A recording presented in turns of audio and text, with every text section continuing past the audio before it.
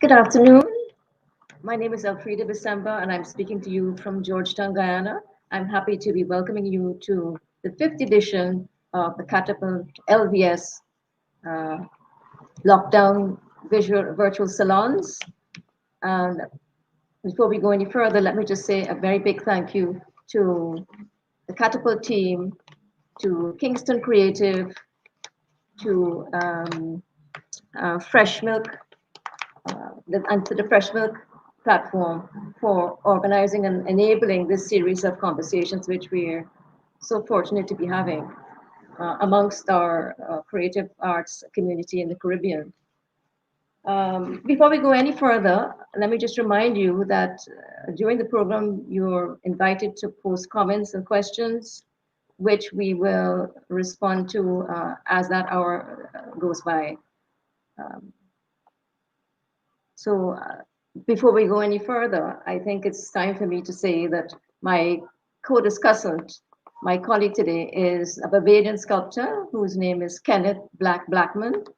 He's a self-taught sculptor with a lot of very wonderful work that I've been able to see. And I'm going to be discussing with him not only his ideas and his concerns, his convictions, but of course the work which will express some of these issues. And we're going to do a lot of discussing of this. But before we do that, I'm going to ask Kenneth to say hello to you and to introduce himself, to say a few words. Okay. Hi, my Hi, name is Kenneth. Hi. Welcome. Hi. Nice to see you. May I just give you a little prompt because I want to say really you're a self-taught artist and I've seen your wonderful work. When did you first consider yourself as someone who could work as an artist, or who could possibly make a living, or was it that you felt you simply couldn't avoid doing something that you loved? Uh, could you just say something about that? After all, you're using your hands, you're using your ideas, your imagination.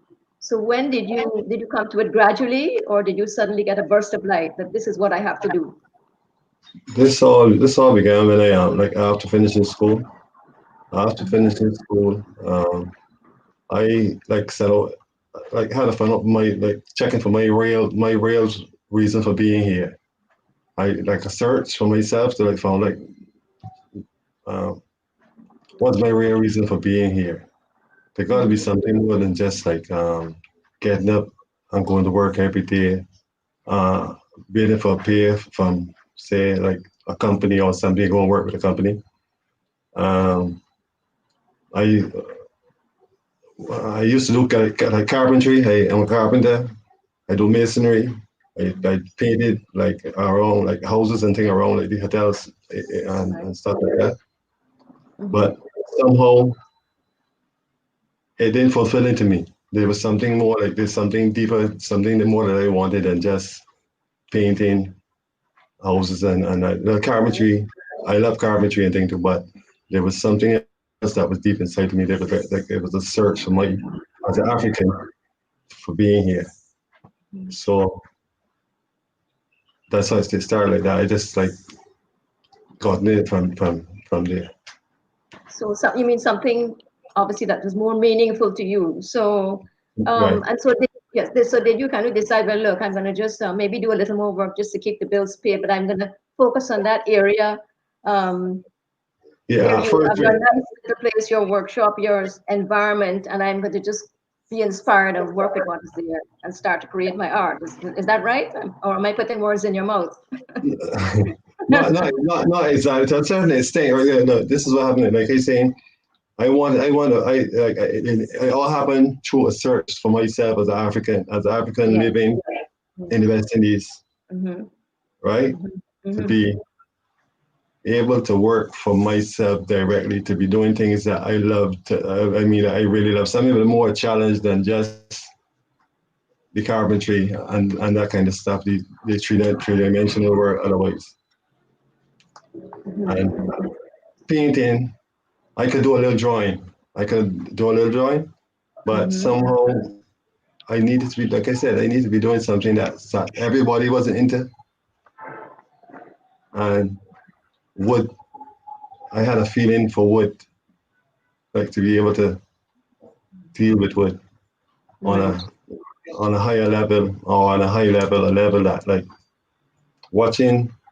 They had like going to around a few craft shows, art shows and things, and seeing that like, well, yeah, they were not painters, but there weren't too many people dealing with wood, or let's say like carving or sculpting. So that's really to channel my energy Right. toward Very interesting. carving. So this would have been, sorry, this would have been about like 30 years ago, 20 years ago, 30 years ago, would you This say? was this was like close to, like 35 years ago. Yes, yes, yes. So About that's 30, interesting. Yes. 35 Sorry, go plus. ahead. Yeah. Because I know that I'm a little familiar with Barbados and some of the art there because I know as an island it's so picturesque and it's had so many visitors and so many citizens who have gone into this idea of painting and so on, either as amateurs who love it and who might be very good or as professionals. So there is that sense of a lot of beautiful work being painted, but there always seems to have been um, less of a body of sculptors, though I think that's a little different. Well, maybe it's more so now in my country where we have a lot of wood, a bit like you, but we have more of it, where we have people who are going into sculpture less than painting. But I think it was, as you say, in Barbados, where you would have been in the minority. Yeah, yeah, for Yeah, sure, you for would have sure. been in the minority. Yes. Well, if I can just make a comment before we go further, the thing that, and I mentioned this to you before, I think when I wrote to you, what struck me about your statement, and I think many people would have read on the LVS website, perhaps your statement. I was so struck by how your clarity of expression, your eloquence, your conviction, the force of what you were saying about yourself, about identity, about Black identity, about who are we as people, because we need to have that. We need to grapple with that and grasp it to have meaning in a sense, you know. So and then what I also found very admirable is in looking at your work, to see what I consider a lot of wonderful technical skill, which is linked with again a wonderful sense of observation and feeling for whatever it is you're sculpting.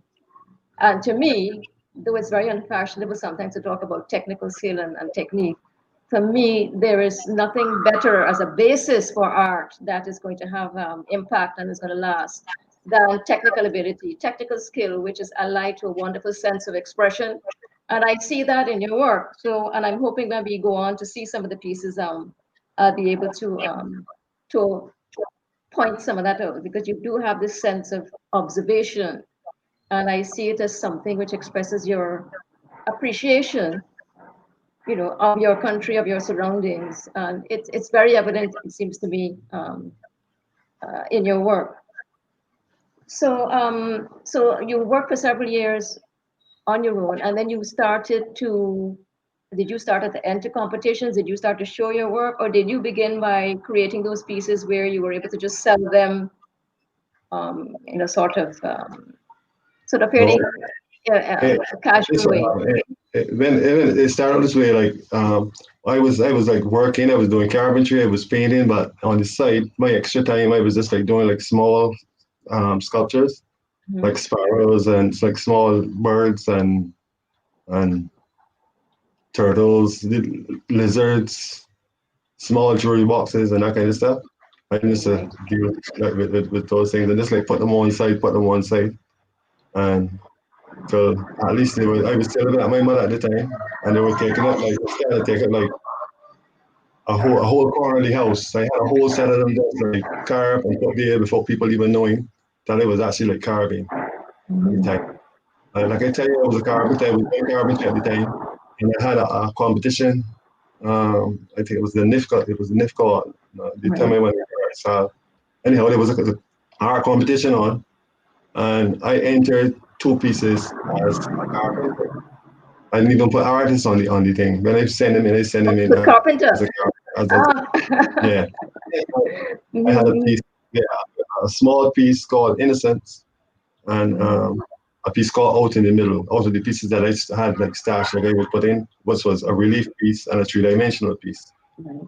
The piece Innocence was like a little a little girl sucking a finger, kneeling down and sucking a finger with the helper with the pins in the side, which won the Art Stars Award. Out in the Middle won an honorable mention award.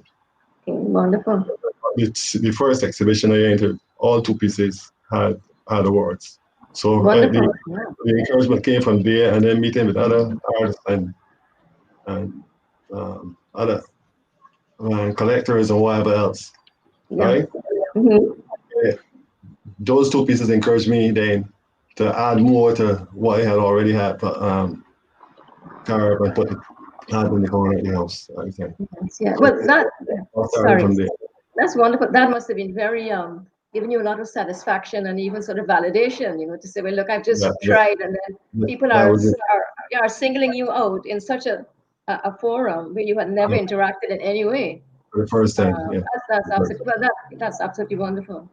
Because I wanted to just say a little bit more about your work, because I think when I look at it, when I look at the skill and the detail, I think it's very empathetic, because you feel for people, you feel for the objects even that you see. I think the animals, the plants, I think it's all there, and yet you were self-taught. So it's really remarkable. The point about sculpture generally, and I think when we go look at your figurative work or your descriptive work, particularly of the human figure or the human face, the thing about sculpture generally is that it always has, to me, a context. Well, art generally has a context. You have to understand it in a context. And at least initially, I can say that you had the concerns too of when you were talking about where you grew up or where you live in. Is it Durand Village? Durand Village, where you were you're so aware of all the environment, the animals, the plants. You can hone in on a wonderful detail, or you could pick up a piece of wood and you know how to use it. You know how to capture the movement in a little creature like a lizard. And I said to myself, I think you actually used the phrase yourself in your statement. I said, Black is a naturalist. You're a naturalist, Yeah. You respect and you want to care for and sustain the life around you, the environment around you. And I think that is something that you need, I would say you must keep on doing, because it's a part of you. And it's other than, as you were saying yourself, the pieces where you engage maybe with portraiture, or you want to say something even more about identity and culture. Those things in particular. It's the love for nature itself, the love for nature, like just being by the edge of the gully and everything. Yes. The monkeys coming through. The art also there. It's just like a love for nature. That's what that will bring me to the level that I am at now. Yes. Right. So eventually, I stopped actually doing that, except for me or for close family. The carpentry stopped. Okay, right. Because the challenge that I was looking for, I found it in the wood itself, and just like carving. So from there, that's all. Till now, for the last 35 years, it was just carving. So in fact, you could even say that the carpentry now is also becoming collector's items, because you only do carpentry for certain select people. Well, you could say that. I enjoy to build cabinets and the other stuff and things too, but there's nothing like carving. Carving gives me the challenge. Every piece of wood is another challenge. Of course. Right, so. Yes. So these are the pieces that you keep on doing, and this is where we get the sense of identity and expression coming from you. And as you go on looking at your environment, looking at the society, we can see how your concerns are reflected in those pieces. Yes, in those pieces. Yeah. Okay. I wonder if it may be time for us to look at the first piece. Which piece would you like us to have you lined up for us to see first? Let's just see what comes up.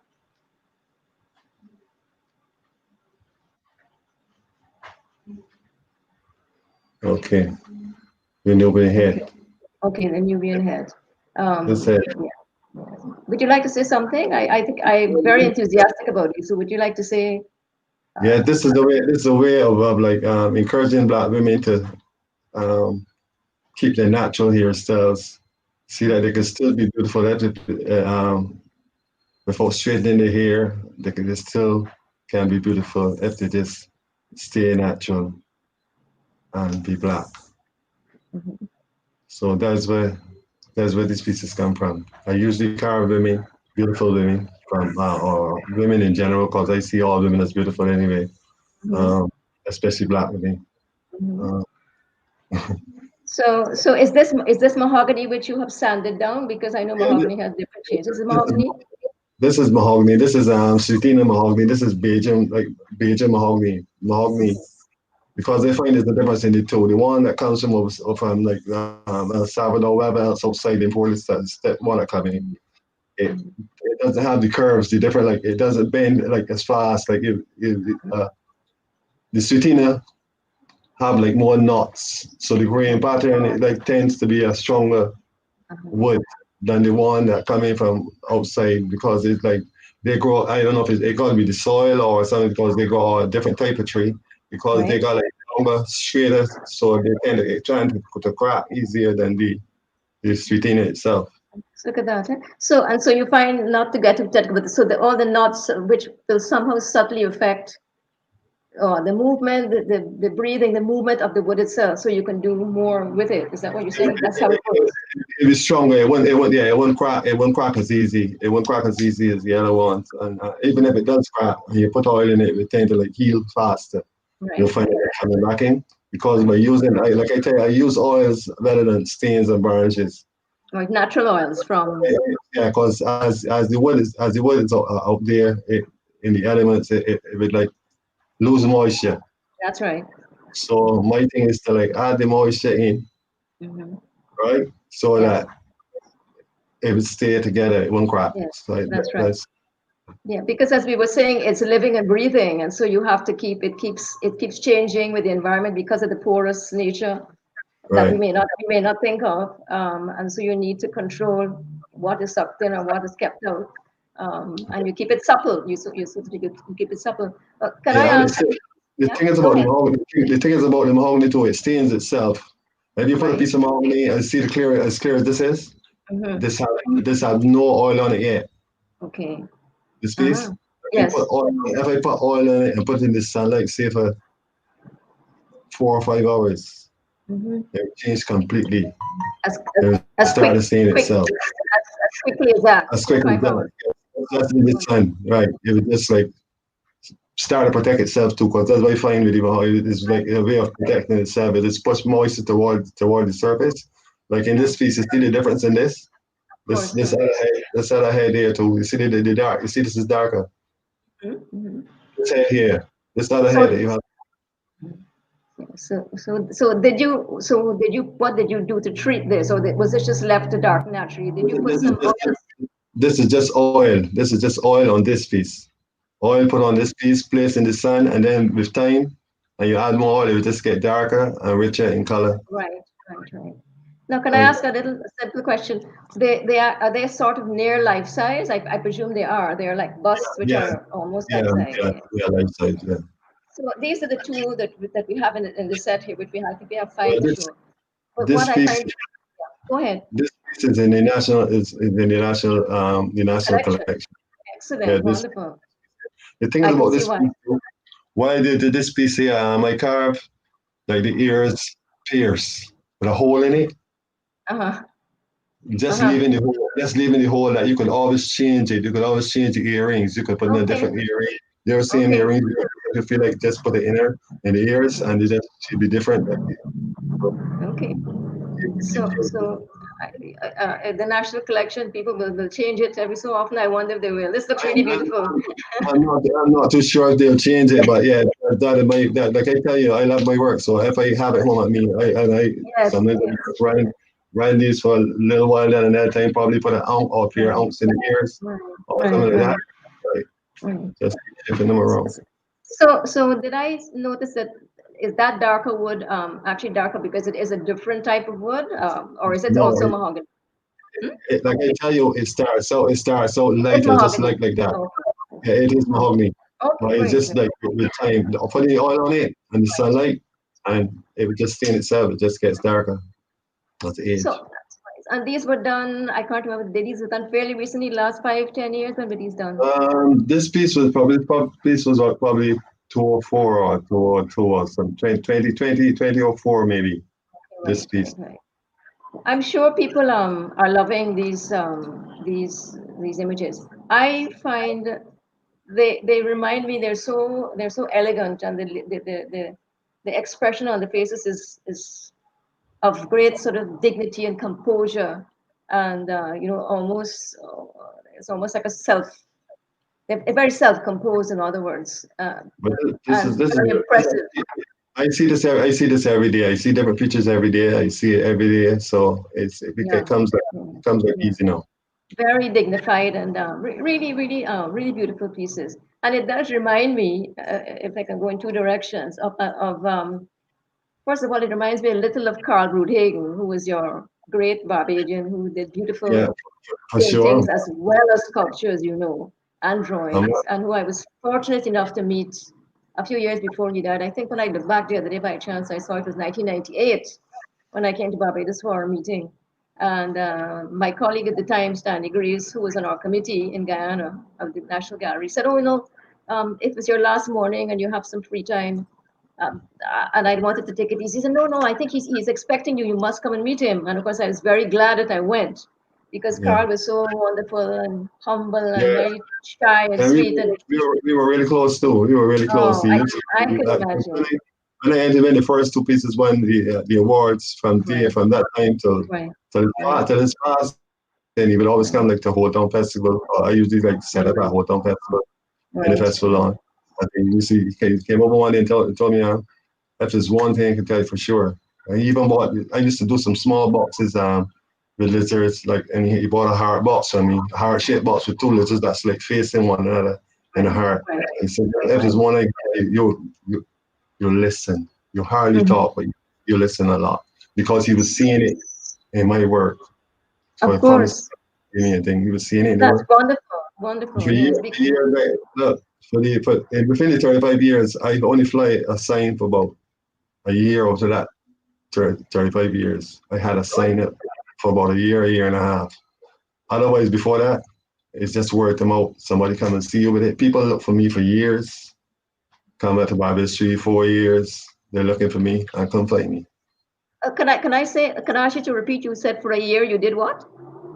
Uh, uh, I said um, people sometimes looking for me like for years. Oh, for years. Uh-huh. Find me to find me. I said it's for a year. Out of the 35 years, I had a sign for maybe a year and a half. Okay, okay, All okay. the other things, it's just like word to mouth, or you find Yes, my art in a gallery or yes. somewhere, and then you come. That's how people find me, like through my art. But Yeah, seeing the art, I want to see the man that created the right, piece. right. But wonderful. Two things. I'm sure he was very pleased that he was seeing somebody like you who was doing the kind of work I think we could recognize actually like his. He may not have put it that way. I think there's nothing better than for an artist like him who was getting on to say, this is somebody who's going to carry on this sort of thing.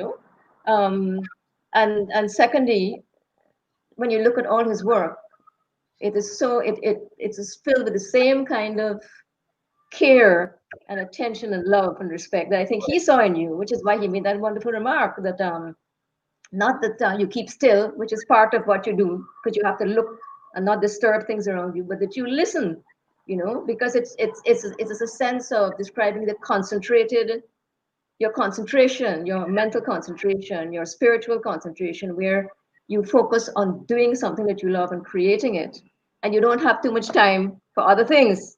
No, you don't Would you even. agree? You agree with that? When you start carving, is like in order to you got to put in something like 16 hours, even a little sleep. Right, Even a right, little right, sleep. You have to put in the hours if you want to be doing it to that right. level. Like working in your hands, rather than just working with a chisel up there. You have to put in the hours, especially Of with the course. small stuff. Sure. Yes. So this is the thing because I was going to mention before when you talk about carpentry, because carpenters and people who use their hands, it sounds a little corny maybe. People like that make things work. I always say artists and sculptors and carpenters, you make things work. A good carpenter will do something, a beautiful work of art, and it's Yeah, going to yeah. last 100 years. You know how to put things together, things last. So it's not unusual for you to be a good carpenter and then go into sculpting. Um, Right. so it is about technical ability and doing things that last. And then, as I say, in terms of being an artist, like yourself or Carl or anybody else, you add that layer of your sensitivity, your self-expression, which enhances what you do and makes it appeal to other people as well. Yeah, I guess what was part what was in the beginning too. I did like technical drawing at Course Price, Okay. technical drawing, which is 3D. So I was Right. into building drawing and that kind of stuff too. So you did I that first, sorry, did you uh, do that like at a technical college or school or no, something? at Course Price, Secondary School at Course Right, Price. Right. So I right. used to I used to like metalwork. I used to work the lift too when I was going to school. You know, the So metal, the you lift. had a little background because I remember, yeah, I Yeah, remember asking you when you did yeah. drawing, but as you said, but you have a sense of volume, right? You have a sense of volume My and form. So when you have my that piece chisel. of wood, and your Yeah. chisel and your gouge, and you have your observation, your calculating Yeah. observation, you can then cut into and start to shape. And at the end, we You get two start. beautiful pieces of work of Yeah. those ladies, for example. And before we go on, I Right. just want to say, I'm also reminded when I see those very noble busts of ancient portraits. We're talking with Greek and Roman, but the Roman period in particular, you had a lot of noble people. Yeah. Sometimes women, but plenty of the great men. You know, Yeah.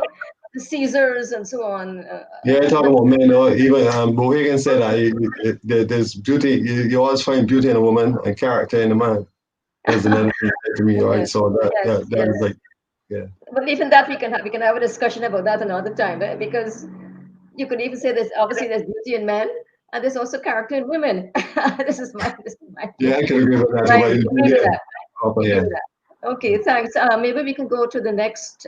There are about three left, and I think those are more the nature pieces. Can we have perhaps, I don't know what's next, the monkey, or monkeys, whatever. or the lizard, or maybe the mystic, the natural mystic piece, that beautiful. Okay, we can look at this Okay, this the this monkey. You get the monkey. You get the monkey. Son, the monkeys pass through my yard every day because, like I tell you, everybody got inside. The monkeys Mhm. pass through every day. So sometimes you get the monkeys. They pick they eat they bite the fleas out of one another. Or sometimes they just see them biting into the tail. They just like eating the fleas. They're Right, right. biting fleas out of the tail. So that's where that piece came from. Yes. Again, I see. So this would be what, about 12 inches, 14 Like, inches. What would be?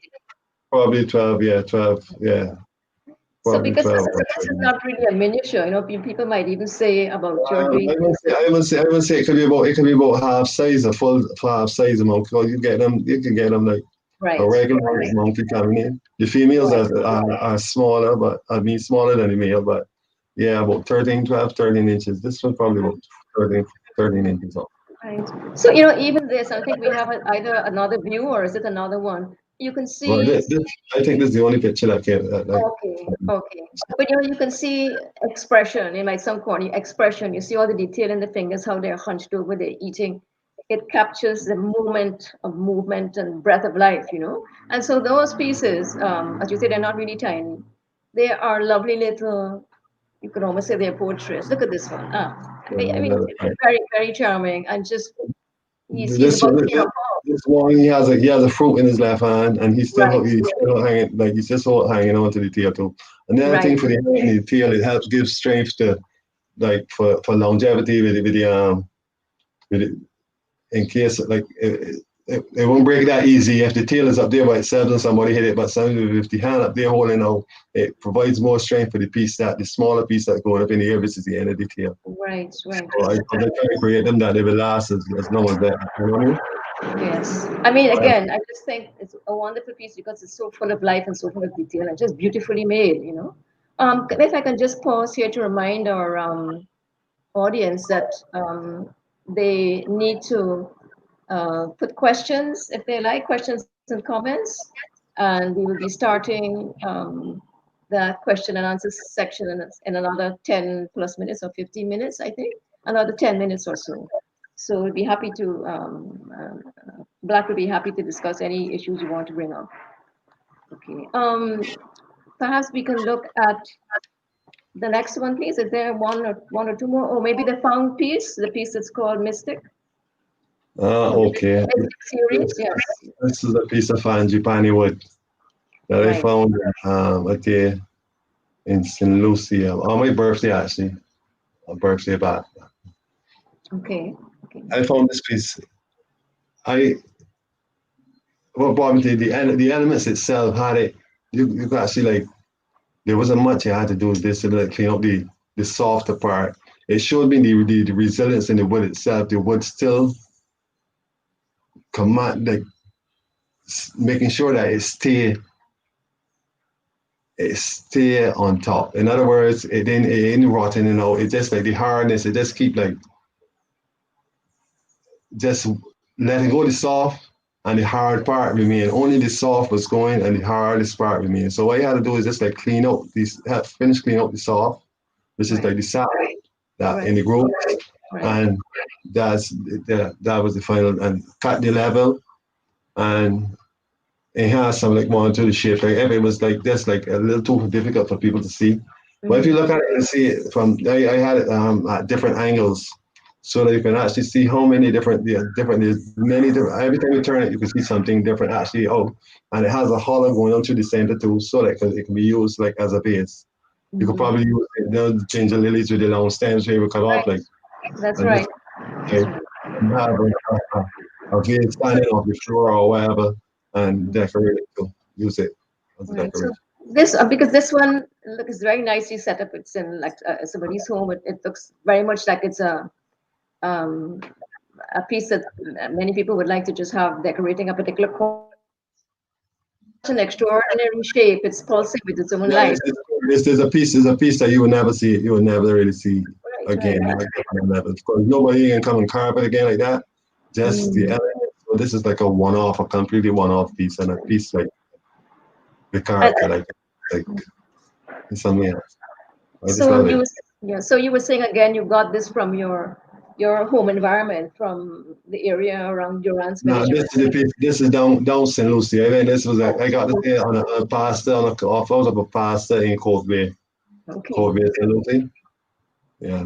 And so you're saying if the areas that were softer, maybe weathered by the elements plus the sap and so on, you would just gently get rid of those things, and then a lot of those nice markings, or you would add maybe do some gouging, depending on Yeah, what the yeah, surface yeah. would I was just taking out the sap. I was taking out the softwood and just leaving the hardwood. So that's the finish thing. I mean, to me, that's a beautiful piece. I If can you, see it. Go ahead. if you look at it right from different angles, you see like different vibes. You see different faces and other like. I mean, it's like every time I look at it, I just see something else. Right, right. I can see something like this. It's almost elemental how it's sort of it has like swirling patterns and Right. Yeah. almost like Okay. a little mini hurricane. Should I mention that? Something like a tornado too, that kind of vibe, like you Exactly, spinning and you vibe going to it, right? exactly, But then exactly. in this shape, it creates different forms, which like you have you have faces Right. and and human forms in different human forms, all depending on which angle you're looking at. Mhm. So that's the way I plan it. I like that. I prefer to be dealing with this, not this type, Yeah, and these pieces. yeah, I can see something like that making as people like to say, interior decorators making a statement, in a corner of a nice Yeah, sophisticated bit of somebody's drawing room or whatever, where it's a contrast to the furniture, the angles of the walls and the doors and the furniture, and you have this swirling piece somewhere there making a statement. So I think it's another beautiful piece. I think we have one. Do we have one more image to share, or the lizards. the lizard? There's a lizard. The lizard. What's in the lizard pieces? Oh, if you got another piece in there, you got another piece. That is another piece that's percentage pictures up. As you got the lizards. That's the natural vibe. You actually see this here too. This is like I used to create the lizards on boxes, like small Mhm, jewelry boxes. And mhm, it came into my head one day, is it just the subject matter, which is the frogs and the lizards, or is it the box that's selling the item? And mhm. I decided to like try the lizards, which it was faster to produce a leaf than to produce the box with the same lizard on it. So I started producing the leaves and it worked. The leaves just started selling. So to me, it was like the subject matter, the lizards. Now here you won't, well, they sell here too, but I'll be you in a pigeon house, he will usually find a lizard pass through, or will see Right. a frog. But when the Right. people, the tourists come down, they don't really see the listening frog down here. They might probably hear it, or they might see it in the bathroom. So, and That's right. they're, right, that's what connect. Mm-hmm, And mm-hmm, then the last 20 probably years or so, it was just producing the leaves. mm-hmm.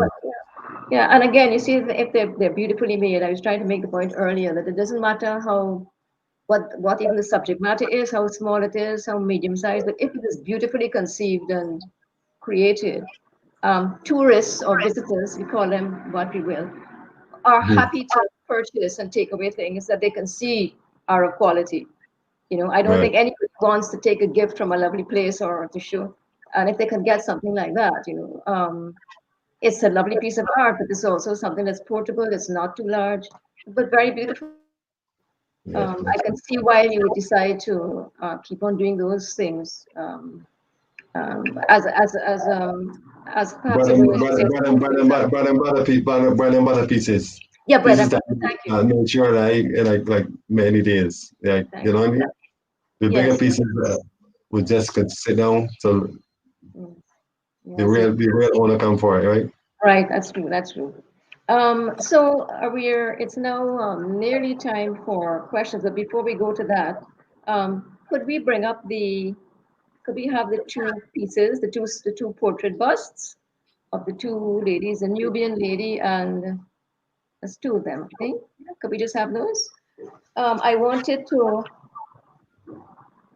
make a mention of what Kenneth had said in his statement, and I know people would have most people might have seen it, maybe not everybody did. Um, but he was talking about the reality of Black beauty and wanting to celebrate Black beauty. But what I also found was very resonant was when he asked the question. He said, "How do we view ourselves? Or how we view ourselves is important." And simple as it sounds, beauty is an intrinsic part of identity and culture. One of the leading commentaries is that of our identity. Who are we really? If we can truly, and this is, I think, a critical paragraph, a critical few lines. Who are we really? If we can truly answer this question, it will help us make those hard decisions that will create the space for equality for the present and for future generations, which I think is just very profound. It's simple but very profound. And in fact, and then you say we exist later on, we exist within a facade made normal uh, by over 400 years of enslavement because we live in that post-emancipation period where elements from what people went through, many of us in the Caribbean went through, still shape our culture or lives, even whether we realize it or not. And the thing about discovering and celebrating your own culture, your own physicality, all of those things, it brings you confidence and dignity, and it also makes you share that, exude that, and there is a sense of appreciation for those with whom you share your space. Which is how I see it. So I think that's quite remarkable. And then you made the point about COVID. Now, briefly, I just want to say, could you mention Black Lives Matter? And thinking about the sculptures that you did, I was saying before about sculpture particularly being very much of value because it's in a context. We see it in a context. We see it in a physical space because sculpture is physical. Um, and when I think of the sculptures that have been vandalized, some of them have been toppled abroad, but they have a different kind of significance from how we see sculpture or the remnants of colonialism or of empire that are still in the Caribbean. I do think people who are in the UK and even those people who are in the US have a more direct and often tragic, intense relationship with what we could call the remnants of empire, all the elements and the tools and symbols of empire, because they are living at the source. They're living at the source. Many of us who are now called the diaspora, and you think about it, we all came from different large areas of the world, were brought to the Caribbean, and then we moved back out to some of those places, whether it's the UK or the US. And the status quo that always applied is basically still there. And this is what we've painfully seen in terms of how we've seen people suffer and be brutalized, and I mean all the many things that we know have happened for quite a while. And the irony of COVID is that, as you're saying, it's forced people to have time inside. It's also allowed this very creative salon, which has been put together by all these wonderful people, because there's been that downturn in a lot of activity and exchange of ideas and even money and so on, support. We have an event like this which reaches out to people, and as I think I said to you before, to give a sense of support, community, intellectual and other support to the artist community, and people who have joined in the protests over the last several months in particularly the northern countries, but not only in the northern countries, but other places in the world. It's partly ironically because they have the time now. They're not at work. They're not at work, many of them. It doesn't mean that they might not have wanted to do these things before to support and protest, but they have to go to work.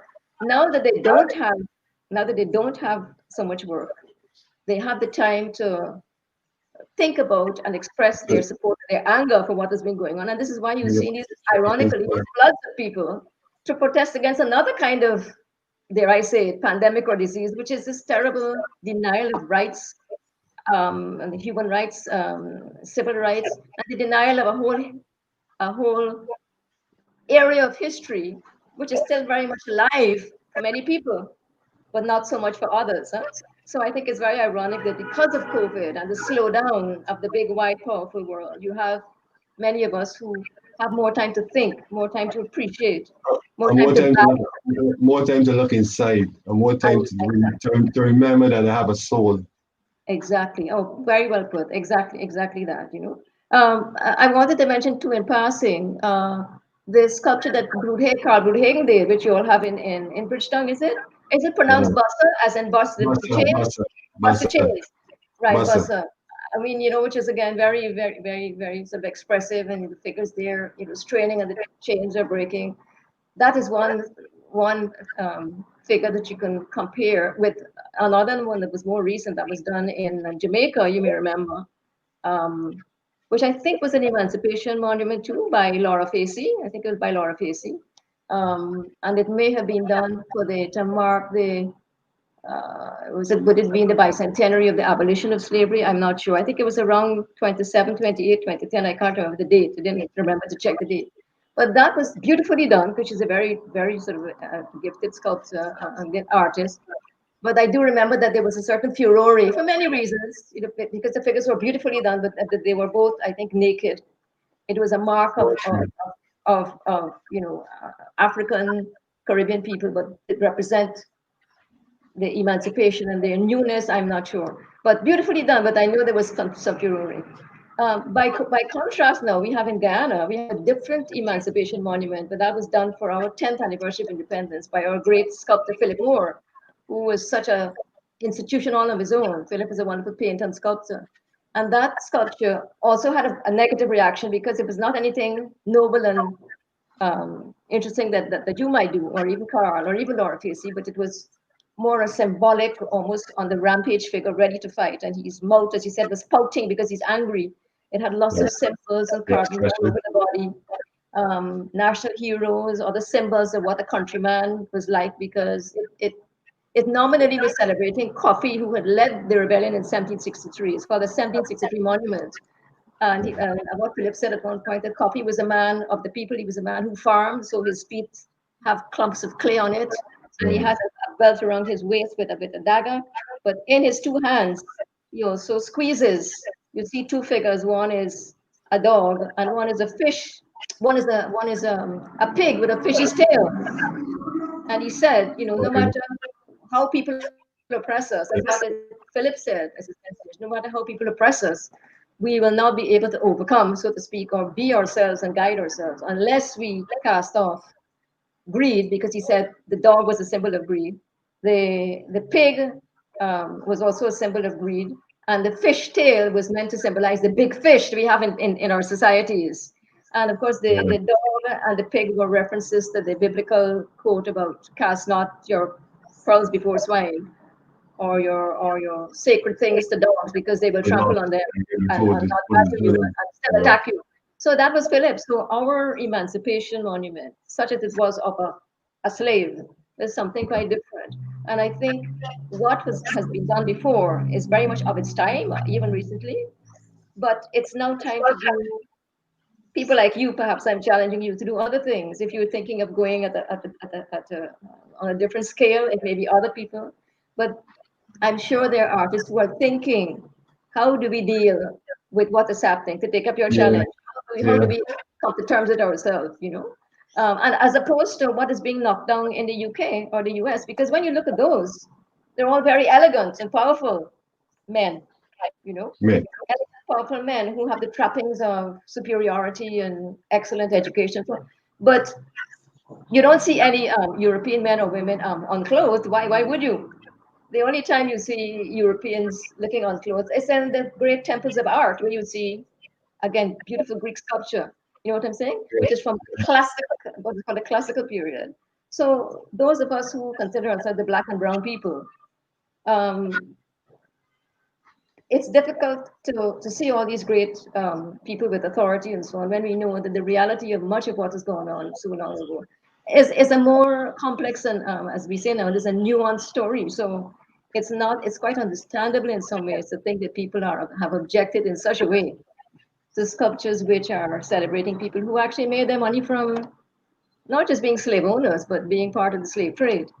So it's very interesting that enlightened people, particularly in the so-called advanced countries in particular, support the ideas that I'm just mentioning to you, or that you also expose.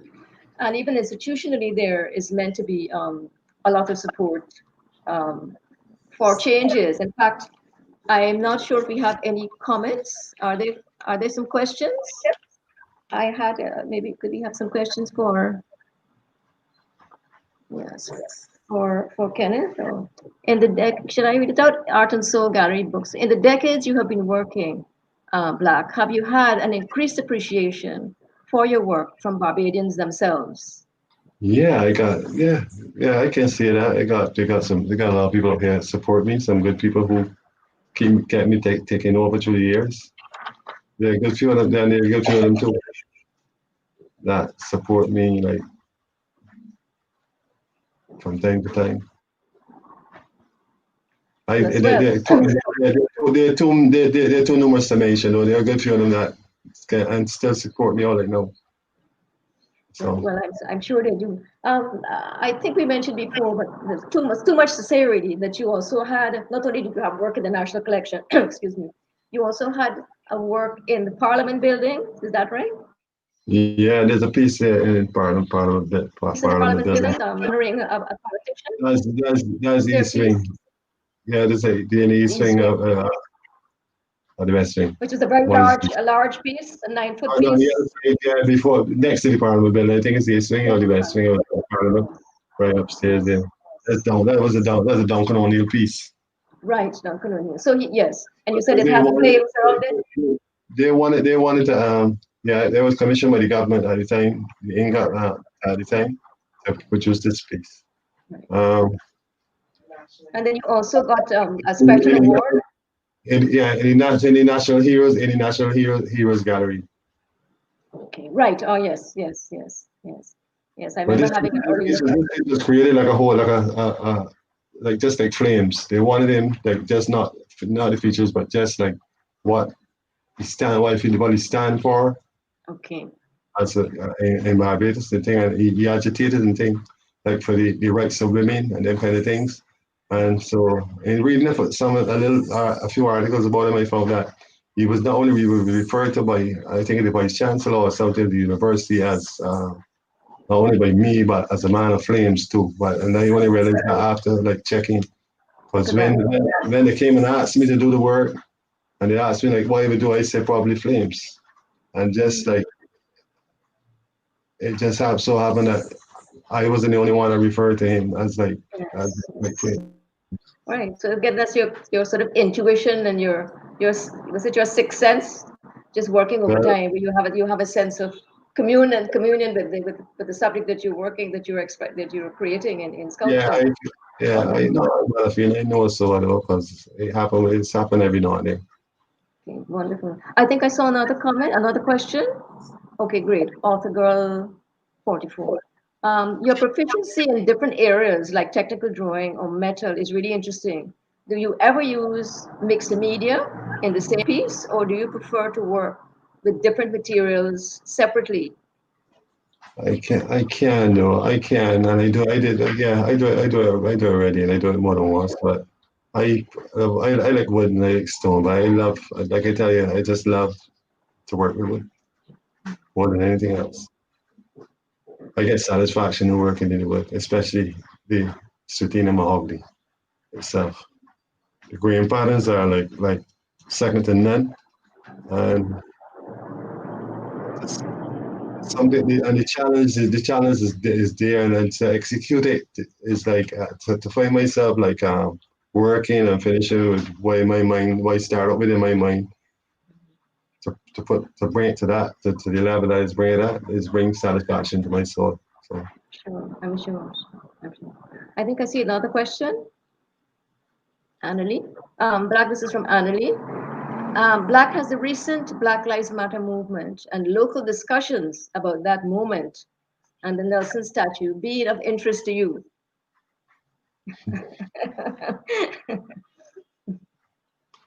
It's well, taking, for well, I know Nelson himself or Hardwell Nelson. I figured the establish could go like this. I find another place for it, or there's no need for it at all. Not at this time. Not after like this 1966 independence, right? It was 66, right. 1966. Yes. Yes. Yes. I don't think there's no need really for that. For we got enough. If we need, we got have enough people that contribute enough to this society that we can Indeed. the use these people for Indeed. scholarship, yeah, rather than Nelson. So Yes. I'm at It's a start. funny, isn't it? Yeah. I'm It at is. What has I'm at happened now is just. I'm at a Sorry. Go star. ahead. I'm at a star of slaves. Yes. Yes. I don't think there's no need really. There's no need for Nelson and Barbados at this time. That's It's my it's opinion. it's really amazing how the awareness of people and what we now call backstory, people's backstories are for a lot of us now coming out. A lot of academics have done this sort of thing before. I remember somebody talking about a man whose paintings founded the National Gallery in London and how he made some of his money, John Augustine. But we have often just accepted these things and walking up and down doing a business. Why is he still?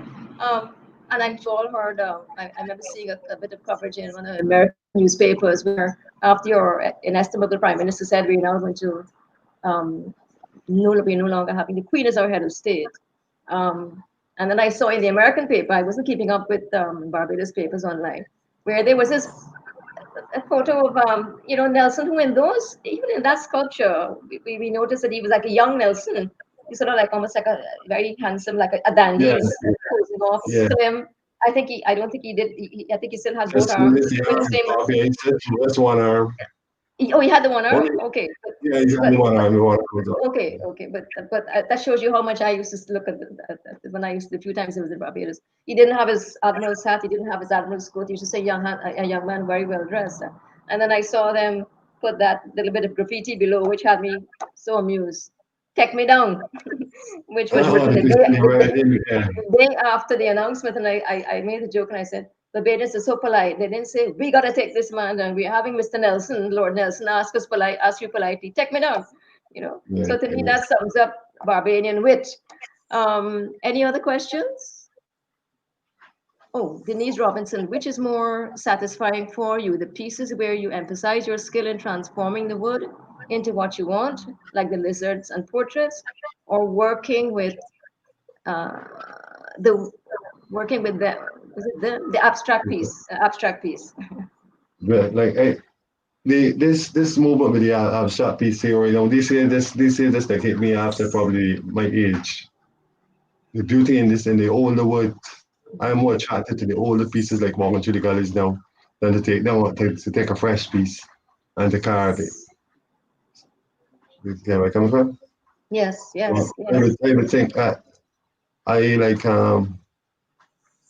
I just love these older pieces. Mhm. You're right. I see what you mean. It's more reflective and you're thinking of the passage of time, eh? Yeah, I just Passage love of these older time. pieces now. Yeah, yeah. Beautiful, beautiful. Any other questions quickly? We have a few minutes left, and I did want to actually share a quote, even though it's not from the Caribbean or anybody here. Any other questions? Sorry. Oh, the girl. The need to be fulfilled and have purpose in your life's work really resonates. How has the public response been to your work and the message about African and Black empowerment in a Caribbean space? Yeah, Have you had I a get response?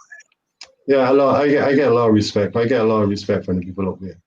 From the kids up. I get a lot of respect in my neighborhood and wherever I go in Barbados and far beyond, all over the world. People just come. People just respect me for who I am and for the amount of time that I put in to sitting down and creating this work.